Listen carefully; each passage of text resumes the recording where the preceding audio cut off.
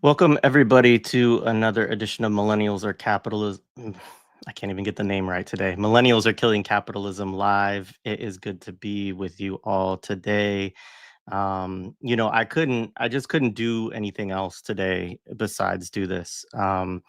You know, I, I think like a lot of us that have folks that reach out to us, connect with us from Gaza, these last few days have just been really horrible. And, obviously the whole, uh, you know, 2 years have been horrible, but the intensity of what's going on in terms of people just starving to, just literally starving and, needing support and not knowing who to reach out to. I thought I need to have a conversation about this today, even for my own mental health, as like selfish as that is, but I think that's part of this too. But also just because of the infuriation I have at also Western media, which is not covering at all what is going on in Gaza right now. They haven't covered this war. Their coverage of this war has been a part of how this genocidal war has been waged. And I think we all recognize and know that. But in this moment where families are unable to sleep because of their own pain from starvation and watching their children and their loved ones starving around them. I just thought we have to have discussion about this. And actually, I reached out to Louis all day and was like, hey, I have a crazy idea. I think I'm just going to do a live stream and read a bunch of tweets from people from Gaza. And he said, you should reach out to Hala Sabbah from the Samir Project. And so I did, and she was gracious enough to agree to do this on extremely short notice. About 2 hours ago, we started talking and we decided to do it. So welcoming Hala back to the show. Hala, it's good to be with you again, co-founder of the Samir Project. I kind of wanted to start just by you sharing. You are obviously really intimately involved with the work that the Samir Project does, the mutual aid work that you do in different parts of Gaza. And so you have a perspective of someone who's talking to a lot of people on the ground in various locations there, and have people that you're working with that are trying to meet the needs in Gaza. And so I wanted to just start with you talking about the context of the situation in terms of what you are hearing from folks and seeing from folks. Hi, Jared. Thank you so much for having me. Um, yeah, so the Samir Project is a mutual aid group run by Palestinians in the diaspora. We've been running since April 2024, and the last 4 to 5 days have been the most difficult days for the Samir Project. Um, throughout throughout the genocide, we've had so many obstacles and things were constantly changing. But the biggest challenge that we are facing right now is that there is no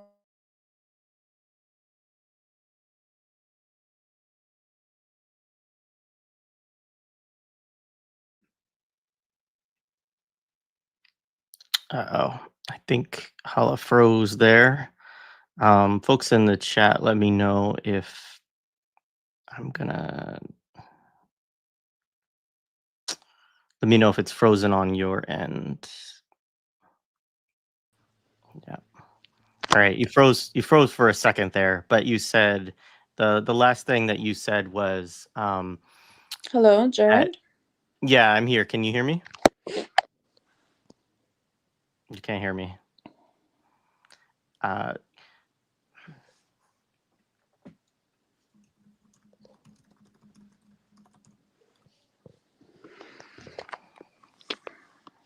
we can Okay, hear you. so Jared just told me that he can hear me.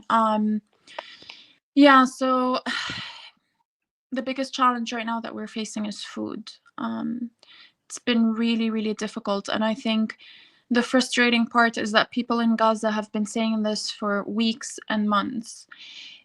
Throughout the genocide, the military occupation prevented aid from coming in large amounts. Prior to the genocide, 500 to 600 trucks used to come per day. throughout the genocide, they kept lowering that number. And that in October last year, they started to reduce it 60 to 50 trucks. So that's when the famine really started. And food had to be rationed. So October, November, December, people start to get less and less food. And it's not until March 2nd that the decision was made for no food to come in at all. And from March 2nd until a few weeks ago, no trucks came in. And now one or two or very few trucks trickle in every now and then, but they get looted straight away.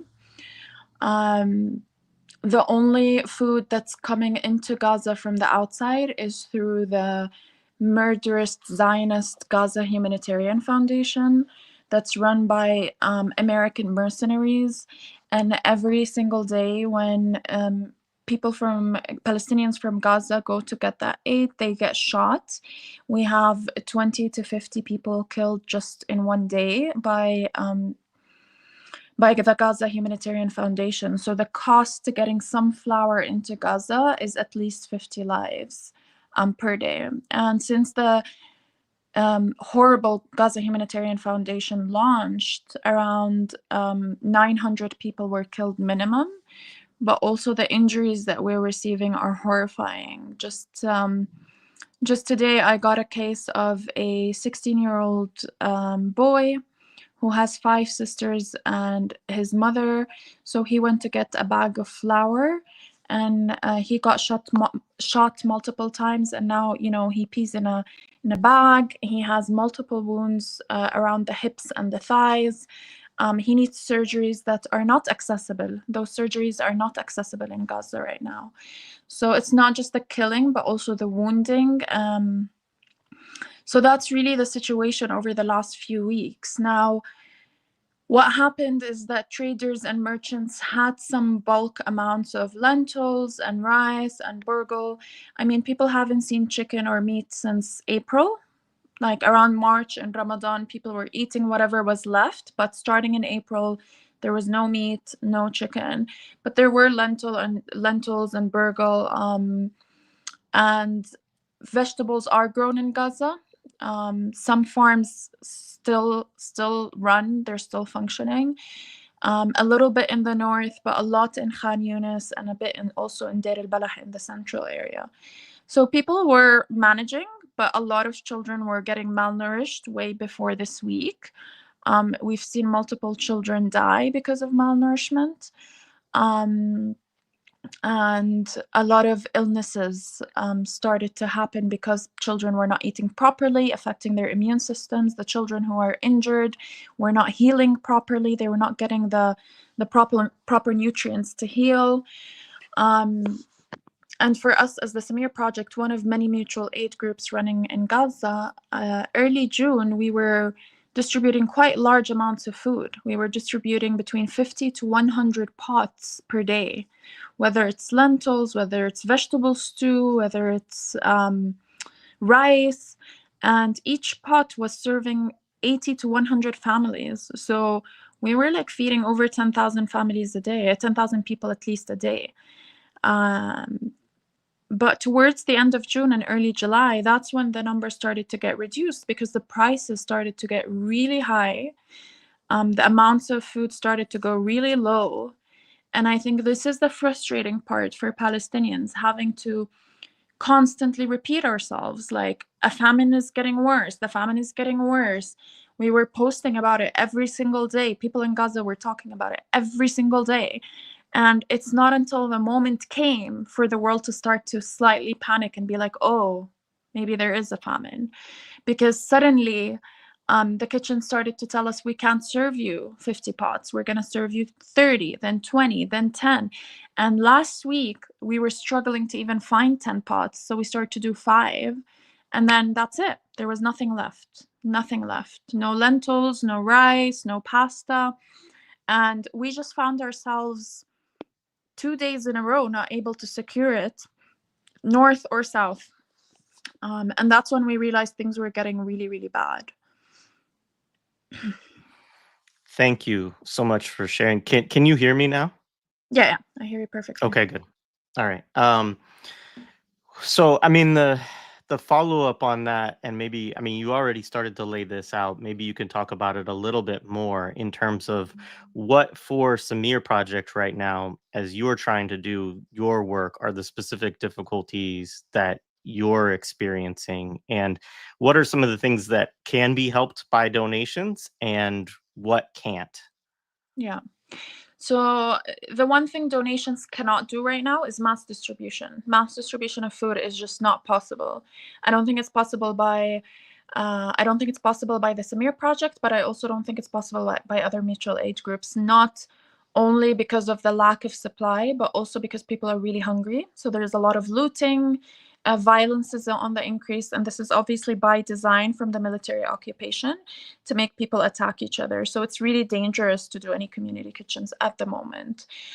What donations can do food-wise is, since the last few days, community kitchens closed. What we managed to do is buy sweet potatoes, eggplants. We bought around 20 kilos of sweet potatoes, $45 per kilo, which is really insane. We bought around 100 kilos of eggplants, 150 kilos of mulukhiyya, which is like the Palestinian leaves, and we make stew out of it.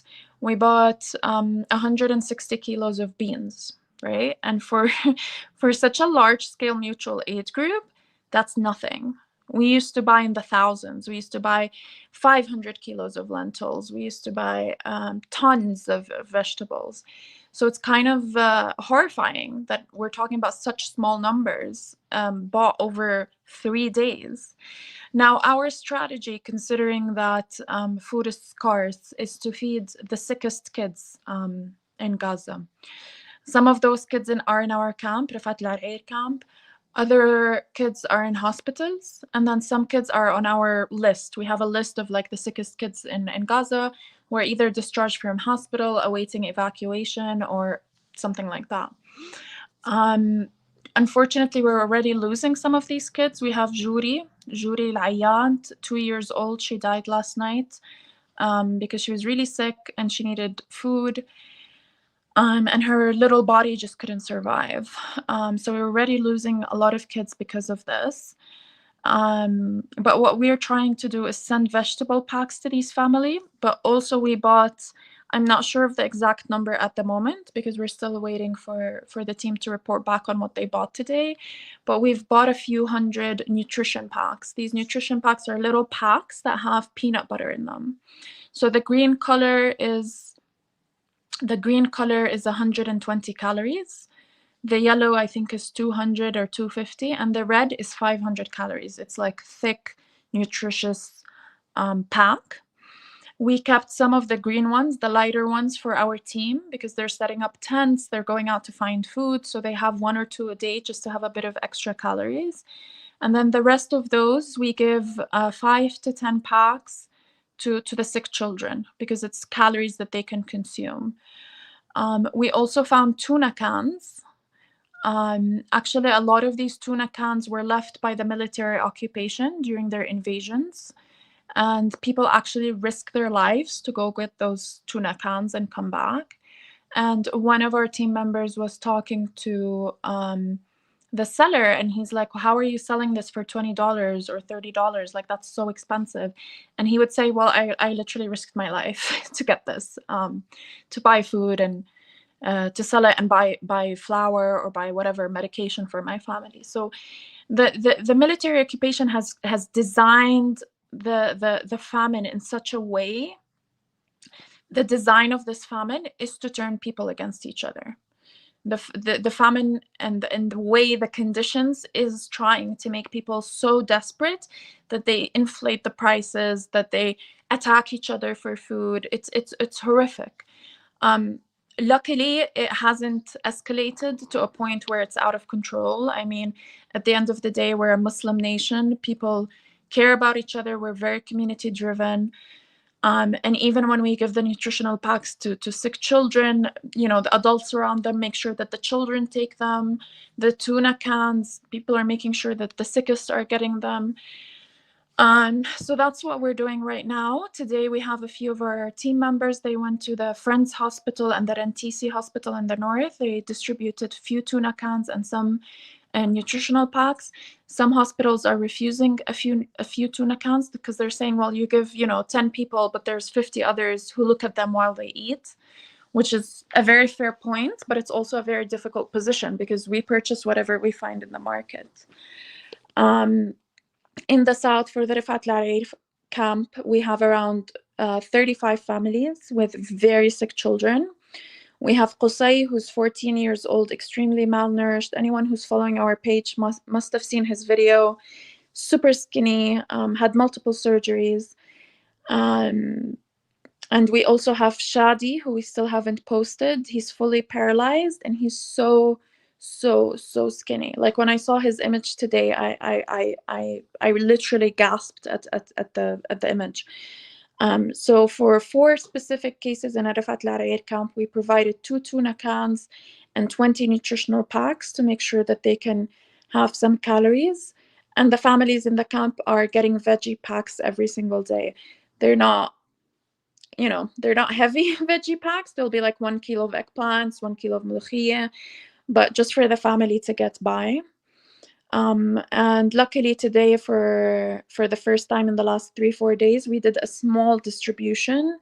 We took around 150 bags. Each one had 1 kilo of vegetables, whether it's eggplants or ملوخية. We could not go to camps. Again, if we go to camps, our team will get attacked. So we literally had our team take some bags, distribute them to people on the street, and go to some I don't know what the word is in English, like tents that are not part of a camp. They're just like sporadic, like kind of on the street. And while they were doing that, giving out these vegetables, they found hundreds of families that had been displaced from Khan Yunis to Deir al-Balah, actually. And these families just had their mattresses and they had all their things with them, and they were standing in the heat. I mean, I'm in Jordan right now and I cannot function without air conditioning. Like, it's so hot, so hot. Like, we're talking 35, 36 degrees. So these families were standing outside, feeling helpless. So our team went up to them and they said, we actually have our tents, but we're too tired to set them up. And that truly broke my heart, because these people need to set up their tents. They just don't have the energy to even set them up. And a lot of them were women and children on their own. So what our team did is, and they didn't inform us about this until it was over, but what they did was they went there and they set up around 30 tents for the people. And there were a few families that barely had tents. They just had some wood and tarp. So they went and got them 6 tents today and set them up for them, which I really appreciate, because our team, has access to nutritional packs. They have salaries, and they're very aware of their privilege compared to most of the people in Gaza. They're aware that they can go and buy a couple of cans of tuna, or they can take a nutritional pack from the camp and get some calories. And this is another concern, right? Like, purchasing the food is one concern, but our own team is another concern, because you're asking people who have had an enormous level of loss. They're dehydrated, they're hungry, just like everyone else. They might be, slightly in a better position, but they're still not getting the nutrients that they need. They're still not getting the calories that they need. And they're working in super high temperatures, setting up tents, doing water trucks, distributing food in very risky circumstances. Anyone can attack them.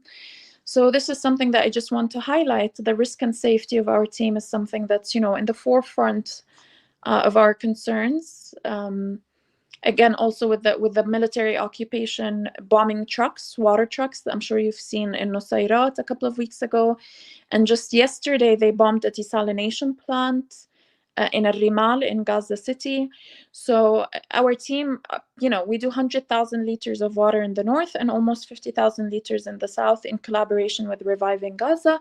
But it's just something that's constantly on our minds. Every morning when they go to do water, we're constantly worried.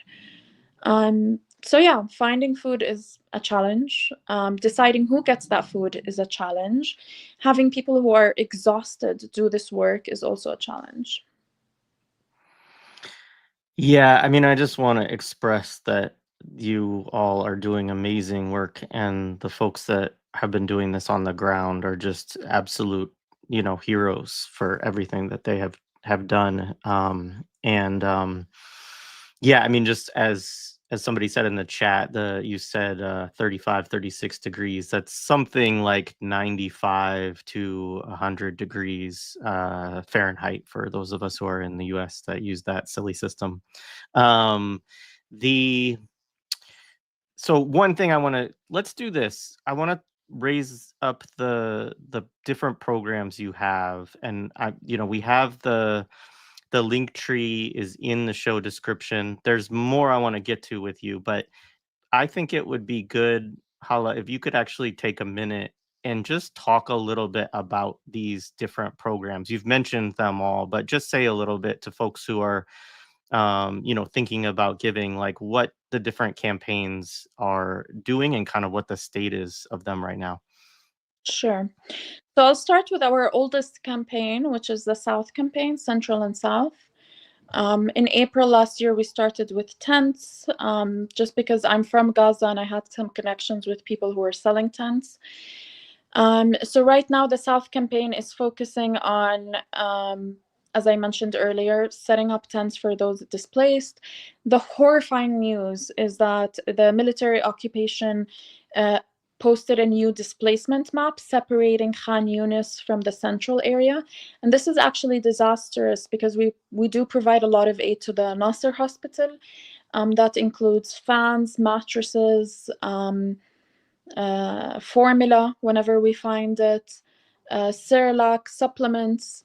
So this is a conversation that we had to have today. We were saying, well, we still want to send aid to Nasser Hospital, but who's going to take the risk to go into the red zone to carry the things, right? Like someone could actually risk their lives to do that.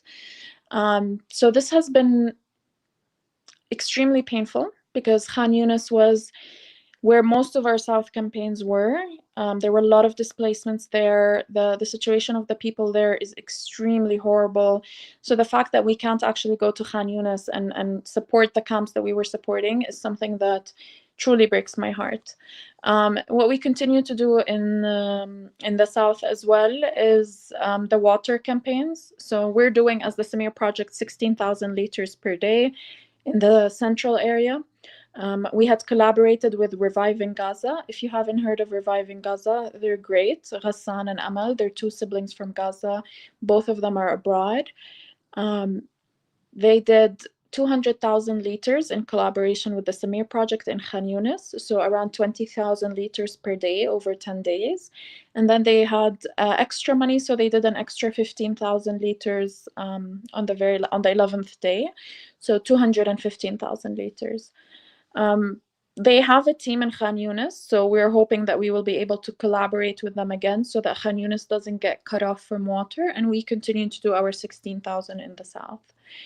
Of course, sometimes when we do vegetable purchases in bulk for the Rifat camp, we use some of it for the South campaign and we distribute in the Zawaidi area near the camp, sometimes in Nusayrat or Deir al-Balah, but these days it's really dangerous, so we're kind of sticking to distributing around the camp. The other campaign that I want to talk about was the one that we set up after that, which was the North. The North, as you all know, last year did go through a famine. They had a horrible famine for a few months where people didn't even have access to flour, and the bag of flour cost $1,000 like it does today. So we had set up this campaign for them. It really focused on water trucks and food, and this is basically the majority or the bulk of the work in the North campaign. But over time, that expanded, especially after February, where I don't know, I think 800,000 people moved from the south up to the north. So the north became extremely crowded, lots of people. So we increased our campaigns there. We started to do dental campaigns. We started doing medical campaigns, women initiatives, children's initiatives, educational initiatives. And it grew: diapers, formula, all of that. So the North campaign is really big.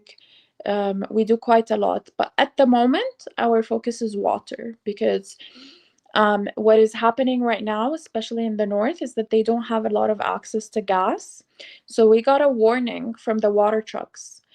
The drivers of the water trucks are saying that it's a matter of a week or two where they just won't be able to drive anymore. There's no more gas. So they told us that they're going to have to increase the price because the price of gas increased. Of course, we paid it because we don't want to cut people off water. But again, the Palestinians in Gaza are warning the world. We're literally weeks away from water being cut off completely because there's no gas. We are continuing our average. We're finding all ways to make sure that we don't stop. So the North campaign continues to do 100,000 liters a day. In terms of food, again, what we're doing in the north is similar to the south. We're just buying supplements, tuna, diapers, whatever we find in the market, and we give it to our sickest cases, or we take them to the hospitals and make sure we distribute them. We don't give our stuff for anyone to distribute. The Rifat Al Arair camp is a camp that we set up July last year, so it's actually been one full year. We got displaced a few times and bombed or shot at by a quadcopter once, but it's still going. This camp acts as a medical camp that is designed for sick children because hospitals are overcrowded, no service, no medical equipment, lack of electricity, all these challenges that make the hospitals, the running of hospitals very, very, very difficult. So a lot of the times children would finish their surgeries and then they will be discharged, but actually they'll be very prone to infection. They'll still be extremely tired. They still need physiotherapy. They still need care. So our camp acts as a place for the aftercare. And a lot of the children who come to our camp end up evacuating. We had at least 3 or 4 children from our camp evacuate. And unfortunately, we had 2 children die in our camp. One of them was Batul, who was 6 years old, and she was celiac, malnutritioned, and her body just didn't absorb any food, and she ended up dying in December. And Hassan Saleh was a 14 or 15-year-old boy who also needed to go and get evacuated because he had a shrapnel in his brain that was affecting his eye. He started to bleed from his eye and mouth. He slept in the hospital for a couple of nights and then he passed away. So our camp acts as, a bit of, I don't want to call it a safe haven, but it's a place that provides the most basic things, which is a luxury. I spoke to a mother today and she's like, your camp sounds like unreal because it provides water, it provides an educational tent, provides a doctor every single day per week, a nurse every single day per week, toilets, food. And what really broke our hearts was that there was a couple of days on Thursday and Friday, I think, or Friday and Saturday, where we couldn't find food for people in the camp. And that was the first time since we launched the Rifat Al Arair camp where we felt so helpless and that money couldn't help us. But luckily, because of our network and our team, we ended up finding vegetables and beans, and we distributed to the families and provided to the malnutritioned extra food.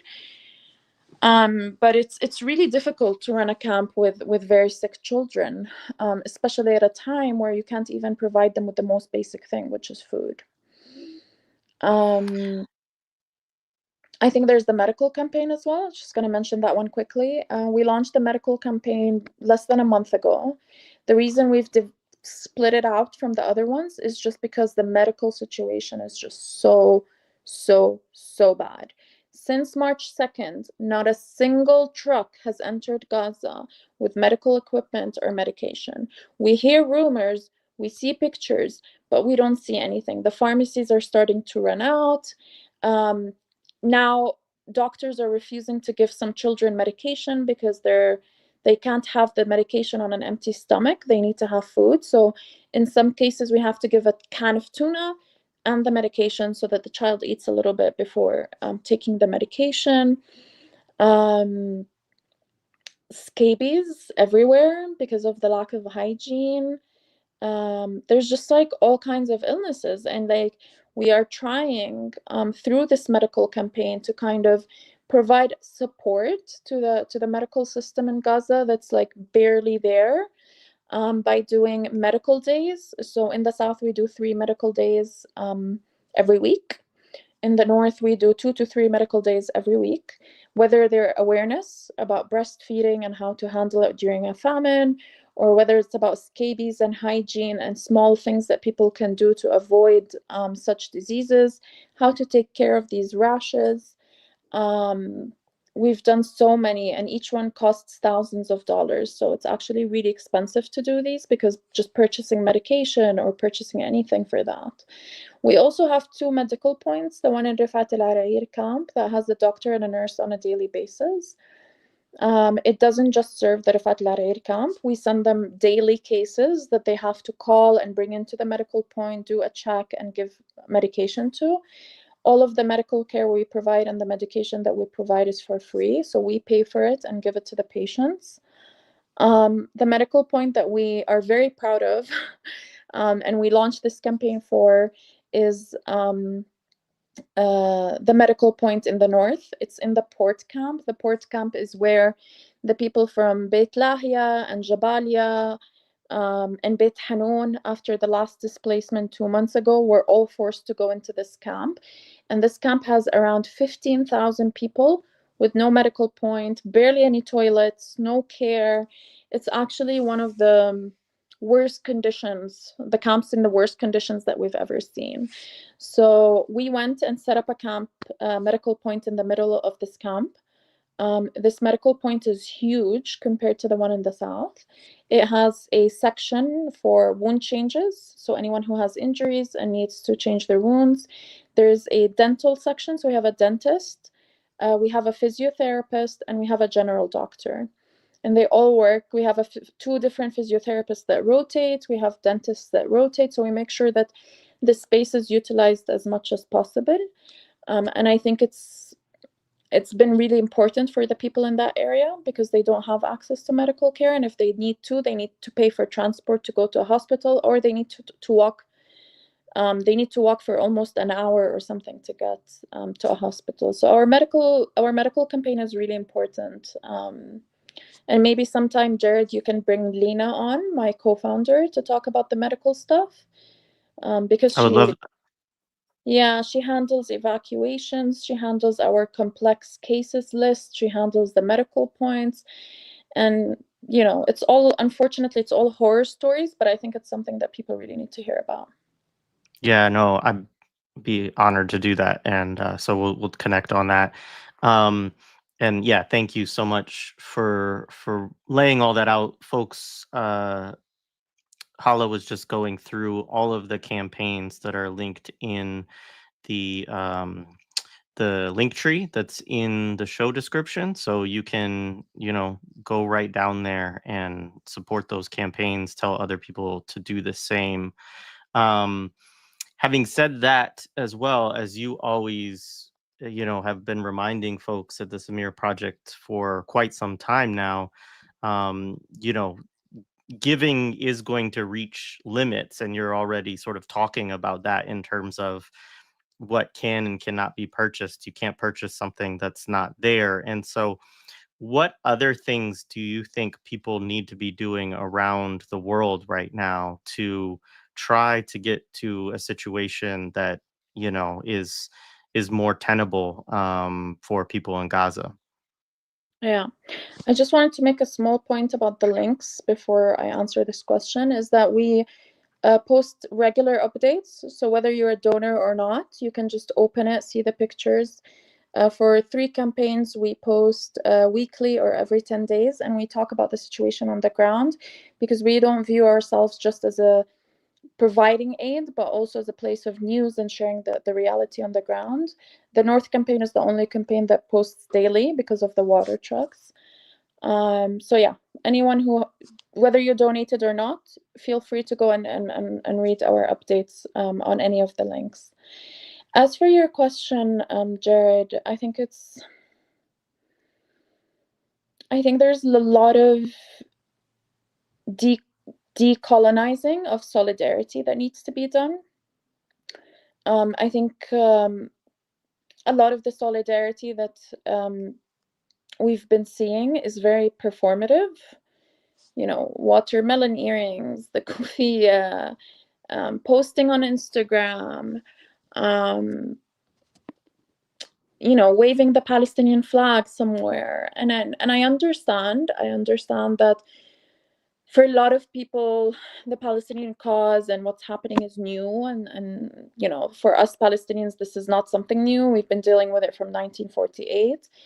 But I think true solidarity is following the lead of the Palestinian movement, right? And a lot of people ask us often in the Samir Project, who is the leader of your Palestinian movement? We have a leader. His name is Marwan al-Barghouti. The reason Marwan al-Barghouti is not here talking with us today is because he's in prison by the military occupation. And since October 7th,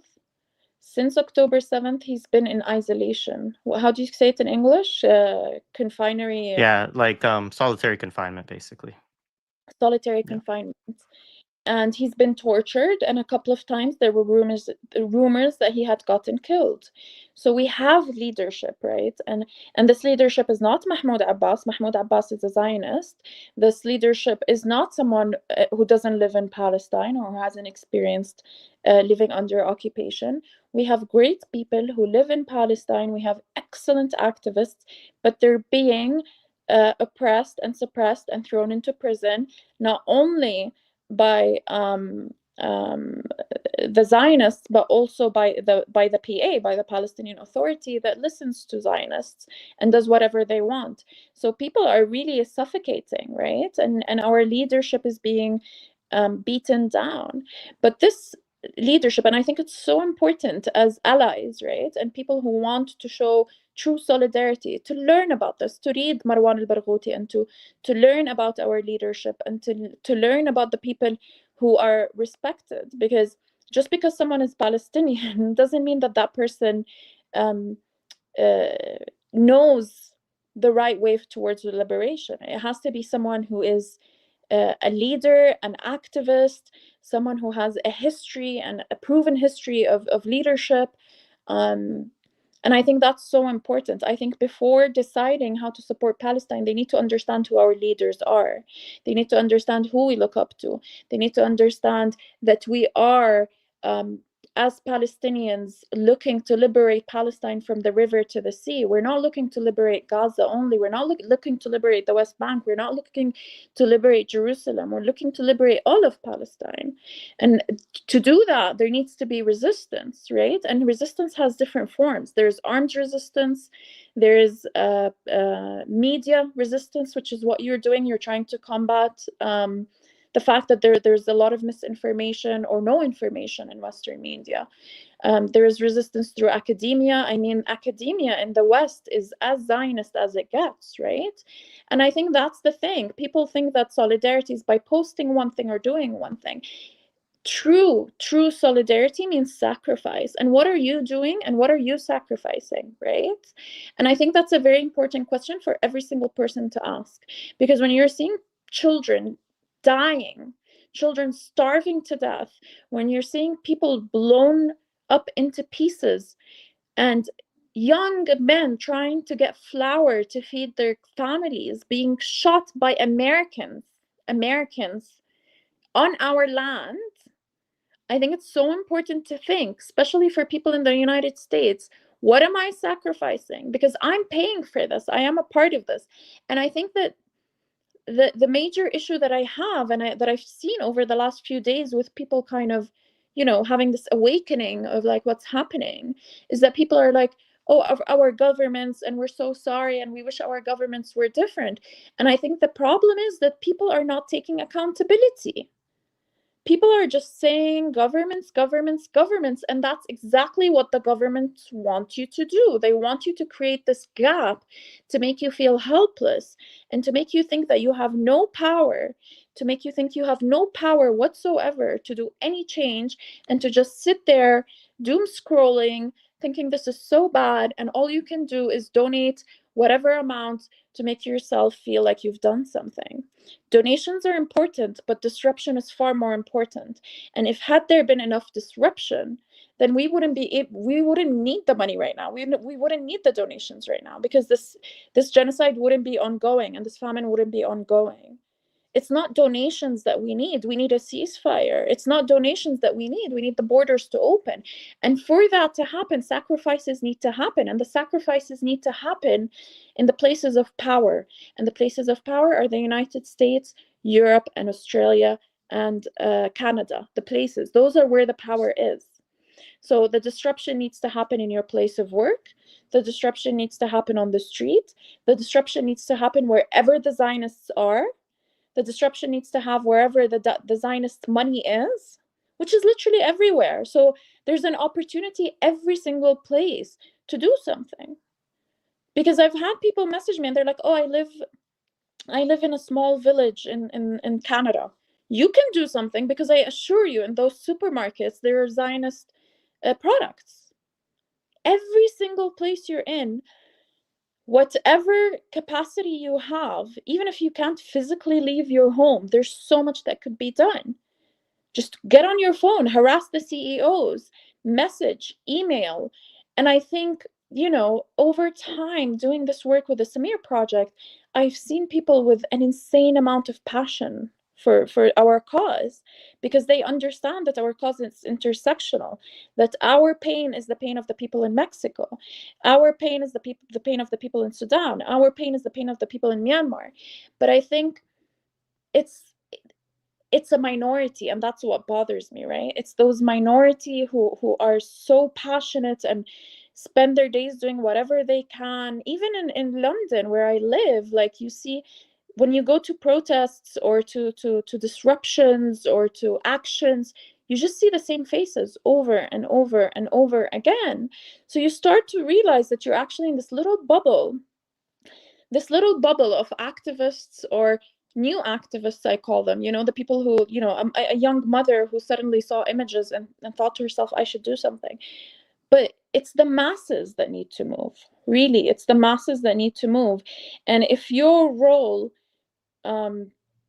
if you are confused about your role in terms of the liberation of Palestine, in terms of the end of these systems, of these oppressive systems, maybe one important role is to educate the masses, educate yourself, and then educate the masses. Because for us as Palestinians, we're tired of constantly educating. We've written books, we've written poetry, we've written songs, we've repeated ourselves.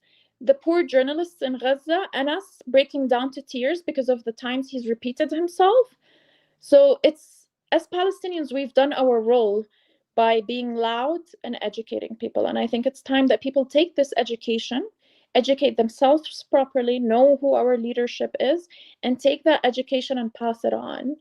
And I just want to here say a big thank you to Workshops for Gaza, because Workshops for Gaza, it does exactly that. They do workshops to educate about, oppressive systems, to educate about the history of Palestine, about the intersectionality with other causes. And they use it, and they fundraise an insane amount of money for us every month. And I think this is such a beautiful way. Like, for me, that's such a beautiful way, because it includes educating people, it includes fundraising, it includes learning and unlearning as a process. And I think that's such a beautiful way of supporting Palestine. And I think more people need to do that, because for the people running Workshops for Gaza, it's not an investment of 1 or 2 hours per week. It's an investment of hours upon hours upon hours. And that's a sacrifice, right? It's a sacrifice when you spend 5-6 hours a day setting up a workshop, promoting a workshop, making sure people did the donations. And I think that's what's needed. I think people really need to sacrifice, whether it's time, whether it's money, whether it's anything. And I think that's the issue, that people just want to spend 2 seconds reposting something on Instagram. And we're tired of repeating that, because no change to these oppressive systems across the world is going to happen until people radicalize themselves and sacrifice something. Yeah, well said. Well said. Thank you. And much appreciation for workshops for Gaza. Absolutely. Um, Also, audience, if you have any questions that you would like to ask Hala, you can drop them in the chat. Um, are there other things that you really wanted to make sure to get across today, Hala, in this time? I mean, I want to explode because of how bad things are in Gaza. Yeah. And I definitely feel the rage. I definitely feel the support of the community. We've raised an insane amount of money, over $250,000 in the last few days, which is incredible.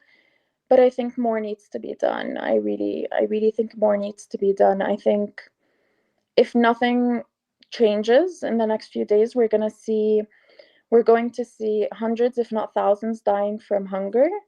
And it's going to be a stain on humanity that's going, to be documented for life. And the one thing that people need to be aware of is that what's happening in Gaza is going to create a ripple effect across the world, right? And we're already seeing it in the United States, where ICE and the police are just going after people, detaining people, and um, we're seeing Syria getting bombed. We're seeing Yemen getting bombed. We're seeing Lebanon getting bombed.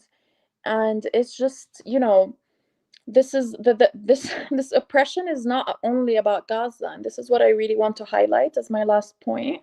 It's not just about Gaza. It's about everywhere.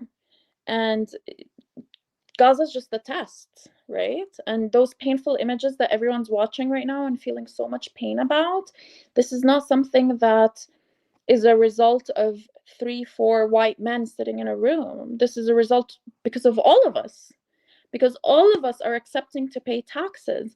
All of us are paying taxes. All of us are going to work, accepting to be part of the system. All of us are concerned with daily worldly things rather than our humanity and our communities. And I really, we've had over 100,000 people killed or martyred in Gaza. And I really hope that their blood doesn't go to vain. And I think that it's so important to understand that this is about decolonization, about liberation, about, seeing a free Palestine, but it's also a lesson for the world. It's a lesson that, God has his wisdom in everything. And despite all of this pain, we believe that God has his wisdom, and we believe that this wisdom is something that people need to learn. And if it doesn't learn, then nothing is going to change. Gaza is going to be repeated over and over and over in any other place in the world. Yeah, thank you. There's some good, let's see, just highlight a couple comments. First of all, Nora Barrows Friedman, great to see you in the chat. Shout out to Electronic Intifada. Alex donated, asked, "Dear God, when this will stop." This question came up from Anna. So she asked, your thoughts on Egyptian complicity in the blockade. What is the most, so that's one question. And then they also asked, what is the most important thing to do right now to prevent imminent mass death, in your opinion? So that's a good question. I think for the Egypt part, of course, Egypt is complicit. So Israel has been very smart over the last 70 years. They've been doing a slow genocide and ethnic cleansing of the Palestinian over the last 70 years. But also, they've been occupying and colonizing our neighboring countries, right? How does that colonization look like? When over half of the economy in Egypt and Jordan depends on US aid, then you're colonized, because the second that money's taken away, your government's going to collapse, your economy's going to collapse, right? And this was very clear when Trump started to pull out US aid and he didn't do it to Egypt. He didn't do it for Egypt. He pulled US aid from every country in the world, but he didn't pull it from Egypt. And that is why Egypt is complicit, because they're held by the neck. If they say, fine, open the borders, we don't care about Israel, the economy will collapse. So it's this colonization that's not very clear, but we are aware of, is that these countries, Egypt, Jordan, forget Lebanon and Syria, the Gulf, right? They're all colonized through organizations like Boston Consulting Group, like we saw. Boston Consulting Group it's not their first time to work in the region. Boston Consulting Group and McKinsey and PwC and all these big four, all these consultancies, they've been in the Gulf for a very long time, for the last 30, 40, 50 years, enforcing Western frameworks and enforcing capitalistic, hyper-capitalistic thinking. So Egypt being complicit is not a coincidence. It's not because one person, it's not because of the Sisi. It's a system. It's a system that has been created. And they knew that the day might come where Egypt would have to make a choice. And they've designed their colonial ways to make sure that they don't do anything against Israel. And this is the same, I'm saying the same to the country I'm in right now, to Jordan. So I think that's very important to understand. All these countries are complicit. Egyptian prisons and Jordanian prisons are horrible. People are being suppressed. People going out to protest are being arrested, being tortured. It's very epical. Like, I don't even know the right word. It's very, like, insane. It's insane. Like the fact that people can't even express themselves with their neighbors dying. And this is something that I think the West needs to come back to. I don't know the person who wrote this question, if they're from the West or they're from the region. If they're from the region, they probably know that everything that I just said. But if they're from the West is the center of the power. The United States is the reason Egypt is complicit.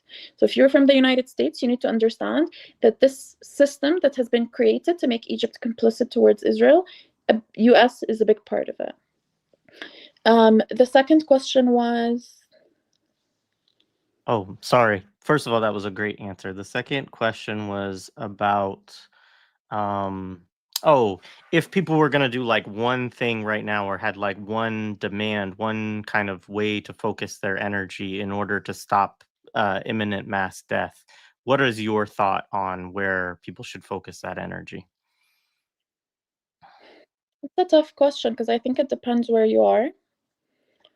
But I'll stick to the global north because that's where the power is. And I think if you are in the global north, again, we'll come back to the point of sacrificing, right? So I think, again, coming back to Jared had a point. He messaged me today and he said, let's do a call, talk about what's happening in Gaza, because Western outlets are not, right? So what Jared is trying to do is to combat the lack of information or the amount of misinformation. And I think you need to pick where your strength is and go towards that. Some people are willing to take more risks because they have less responsibilities or just because they're willing to. And these people join organizations, go and destroy factories, or to go and block streets. And I think that is the best way of solidarity.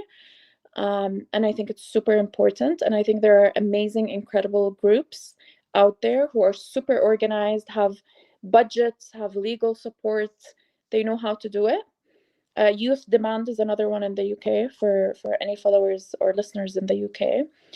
And then you have, the more medium risk, which is, disruption. You might lose your job. You kind of create waves in the spaces that you're in. You sacrifice your time. You do workshops, you do educational sessions, you go into your university, you cause disruption in your university. And I think those middle risks, if so many more people did them and they became the norm, and it was so beautiful to see, you know, the students kind of causing that level of disruption in universities across the United States, but also across Europe and across the world. But I think more of that is needed. I think at this point, more of that is needed. And again, we are in a bit of an echo chamber because the activists who have been doing this for 21 months, right?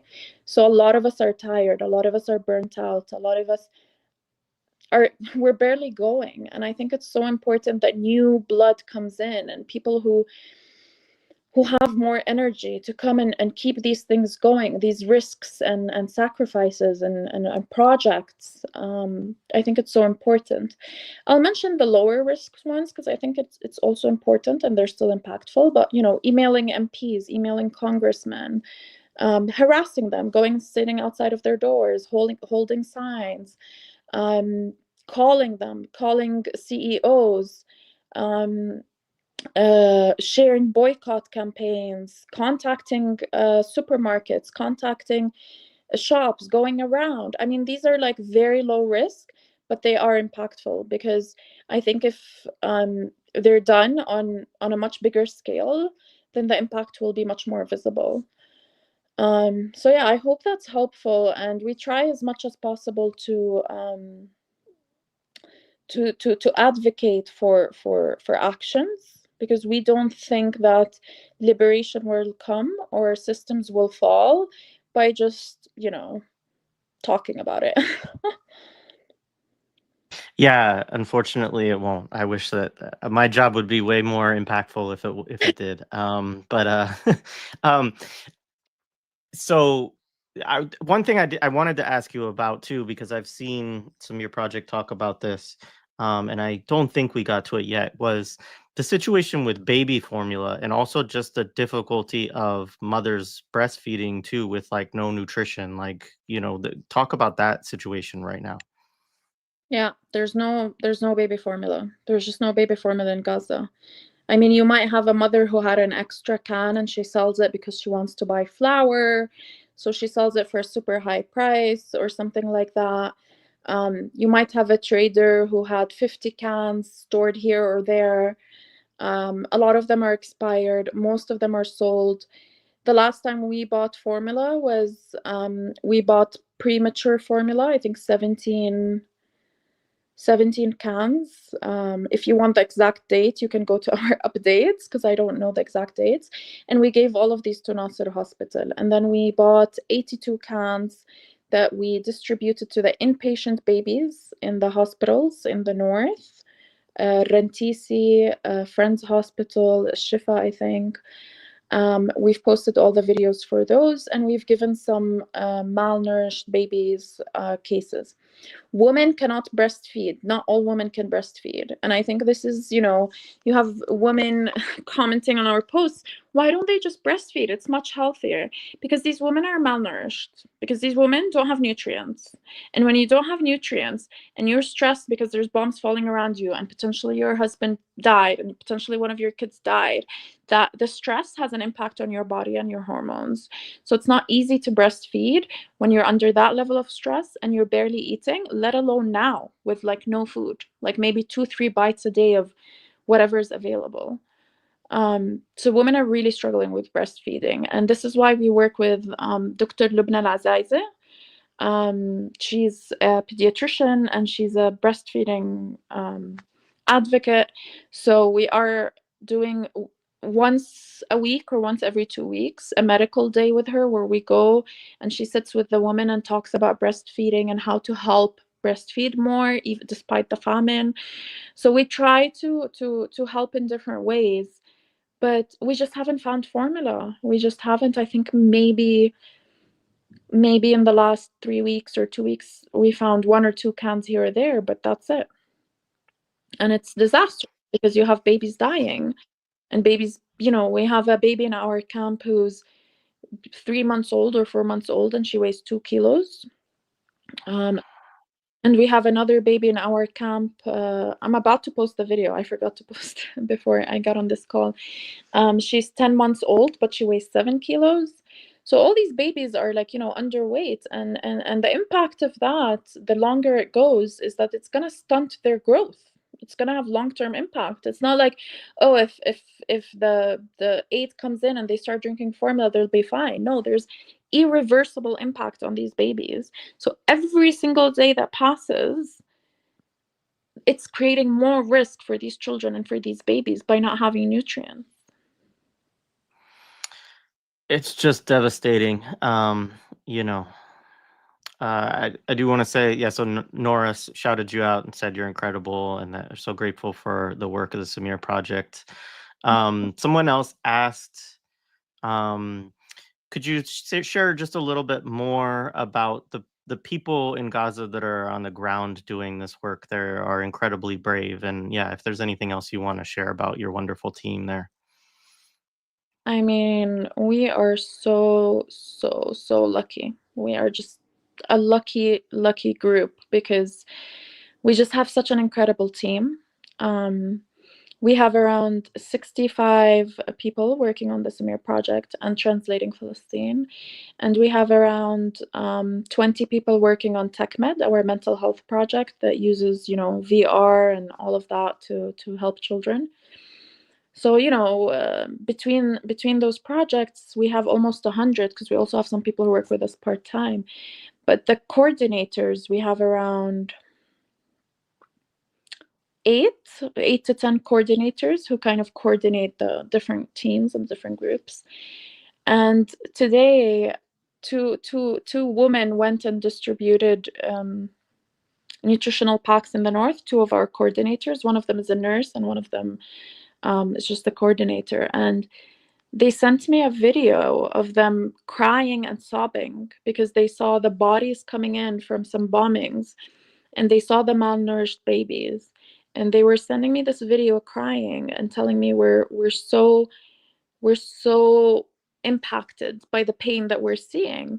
So I told them, if you need a break tomorrow, just take a break, because I know that, for us, imagine how we all feel just by looking at images and videos from far away.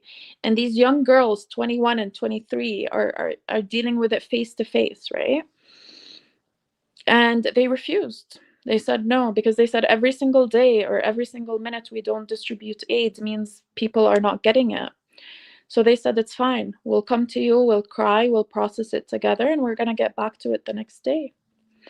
And I think also that, the tent story today really impacted me as well, because I told them, we usually set up 10 tents a day, 5. But now with the famine, I sent them a message and said, please don't set up more than 2-3 tents a day, because it takes a lot of energy to set up a tent in 37 degrees. And they said, yeah, sure. And they ended up setting 26 tents today, 6 of our tents for displaced families. And then they set up 20 tents for families that were standing on the street who were too tired to set up their own tents. And they felt so grateful that they get some food, they get some nutritional packs, some food from our camp. So they were like, we have the energy, we'll do it.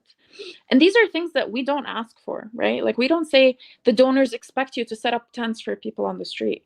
We don't tell people like, oh, if you're crying, we expect you to still do this. I think our team works from the heart, and I think this comes back to the values of our project, of the Samir project.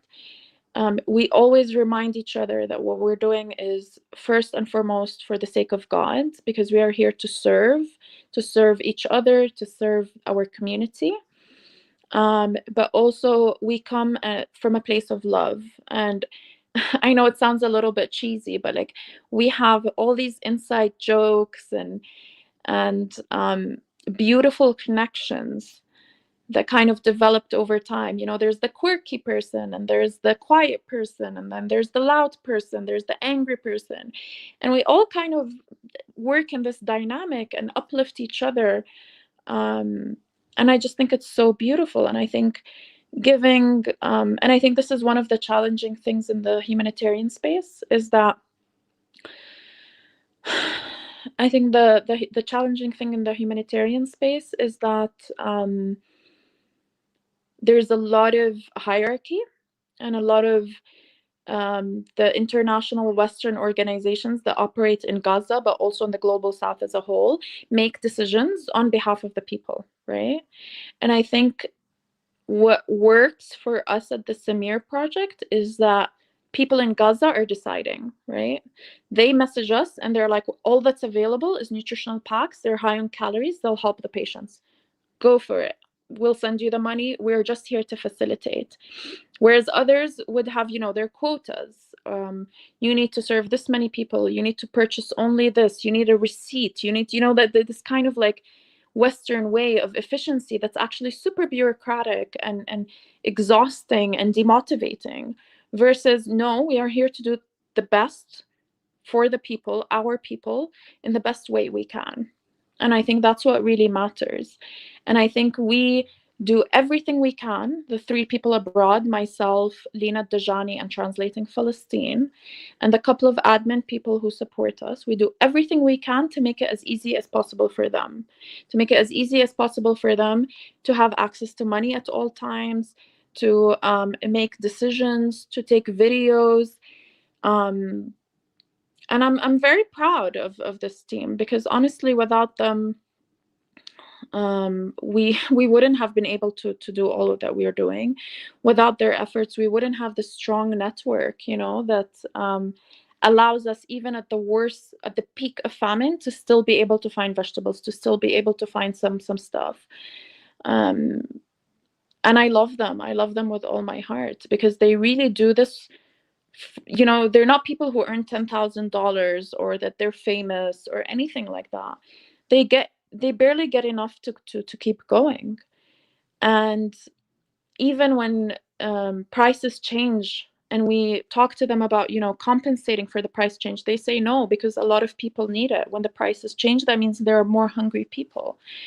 And I just truly love this team. And it doesn't come without challenges, because I think people forget that the Samir Project team also lost family members. They also lost their homes. All of them, not all of them, most of them are displaced. We have a couple who are still in their homes, but most of them are displaced. All of them are carrying so much pain, and they're working in such hard circumstances, heat, dehydration. They're dealing with, the two coordinators in the north, they are dealing with the most difficult medical cases ever seen. Not just in Gaza, but like just globally. Like they go and see intestines coming out and babies with no limbs, and they're young. They're 21 and 23. They're so young. And there's this passing joke in the Samir Project that they call me Mama Hala, because I'm like 34 and they're all 21 and 22. So they call me their mom, which I love. But yeah, I think it's just so incredible to see people at such a young age feeling so much passion towards giving back to their community. And I think a big part of it is that they feel useful, because a lot of people in Gaza are sitting all day, not having much to do. So even when we tell them, oh, just take a day off, or we'll find someone else to do it, they're like, no, when I do this, I feel better. And may God protect them. We lost one incredible team member, Musab, and it was like the most heartbreaking thing. Like, I don't think any of us have recovered, but also none of us have had the opportunity to process, because it's just been nonstop since his death. So may God protect them, because they're also taking a lot of risks, and Musab died getting flour for people. May God protect them. Absolutely. Well, thank you for speaking about those wonderful folks. And um, I'm going to let you get back to work, because I know that you are not going to bed now, and that you're going to be sharing videos and things like that that need to be done. Thank you so much for taking this time today to share, what's going on in Gaza, the challenges of your team, and the amazing work that they're doing. Before I do let you go, someone did ask for donations to you all, if there's a preferred method, if you prefer Chuffed, or if it's better for people to do through like Venmo or PayPal, or how do you Is there a preference there? I mean, the preference changes, right?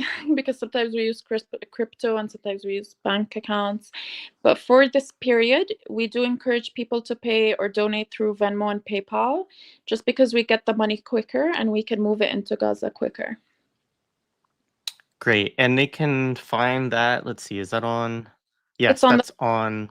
It's on the link tree. So, folks, if you're looking for those, it's also on the link tree. Well, Hala, thank you. It's been, obviously painful, but also really beautiful to talk to you today. And, you know, may God protect all of you and, free Palestine. Thank you. Thank you so much, Thank you. Jared. Take care. All right. Bye bye.